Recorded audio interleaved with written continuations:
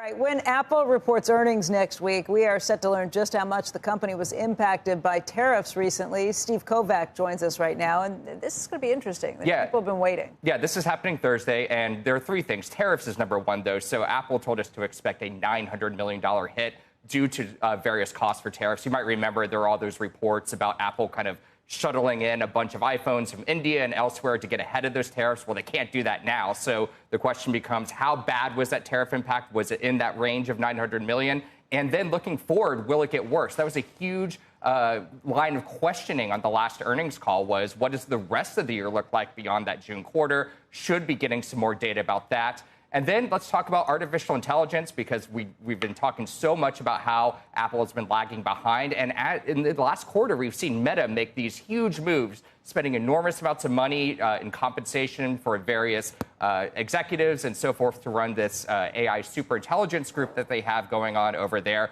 Where does Apple fit in that picture? Does Tim Cook feel like he needs to spend more? Or is he happy with the team he has in place for this sort of mulligan they're going through right now with artificial intelligence? And then finally, we're going to look at the guidance, because this is the September quarter that they're going to be guiding towards. And the last couple of weeks of that includes the new iPhone. So if the guidance looks really strong on the revenue side, if they start, the high single digits or something like that, that could be an indication, guys, that iPhone prices are about to go up, partly to mitigate tariffs, partly because they might just be due for a price increase. You're seeing Samsung raise prices and others. So there's a good chance there that we might see some. Why not jump in? What's your gut tell you when it comes to AI? Like where the company stands on this? What you think? Are they going to double down on the stance they've had to this point? You think they'll plow more money into it? Every indication we've gotten so far is they're just going to keep going steady as she goes. Do it in a less capital-intensive way. I mean, we just saw Google the other day say we're going to spend even more in CapEx next week. By the way, Microsoft reports we're going to get our first hint at how much they're going to be spending.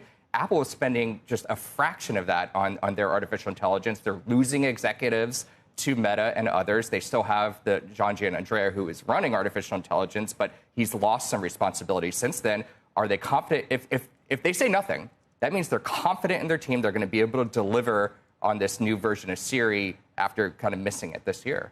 Although there were those reports earlier about them potentially teaming up. Yeah. Perplexity and so forth. Yeah. Somebody outside. There have been others who have suggested they should buy Perplexity. Jim Cramer's all about that. Cramer's all about that. This all the time. Yeah. I guess the interesting thing will be whether they follow the flavor of the day from Wall Street. Right. Because Wall Street goes through these feelings where they want people to spend a whole lot more on CapEx. Yeah, and exactly. then it wasn't too long ago where Apple was the GOAT because they weren't spending on CapEx. Exactly. There was a small period there last year. It's like, oh, you guys, you're spending too much. Where's the return on this investment coming? And now that's just totally gone out the window. It's like the whims of Wall Street. Exactly. And so, Apple might be thinking we can hold it steady. The other thing that you got to put into play here, guys, is form factors of iPhones. So with this, foldable phone. Foldable, forget that's next year. But we're not getting foldable phone this fall. That's next year.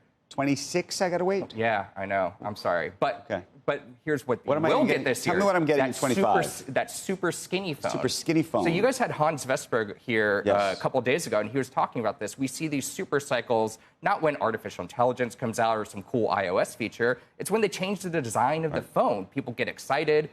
And they want the new design, the cool new look. So this idea. I think I'd rather have a foldable phone, a foldable screen, than a skinny phone. You got $2,000 to spend or $2,500 to spend, because that's how much it's probably going to cost. The skinny phone or the foldable? The foldable. The skinny phone is going to likely replace the Plus model. The regular version with the big screen. Right here. That's the Plus. Yes. Yeah. So it's going to replace that one most likely. Then that's skinnier, is it? You got me. Go on Twitter right now. You can see all the mock-ups that have leaked up. See, I'm actually intrigued by that. But that's the thing. The Ozempic version? The Ozempic. Wegovy phone? iPhone Ozempic. That's a good name for it.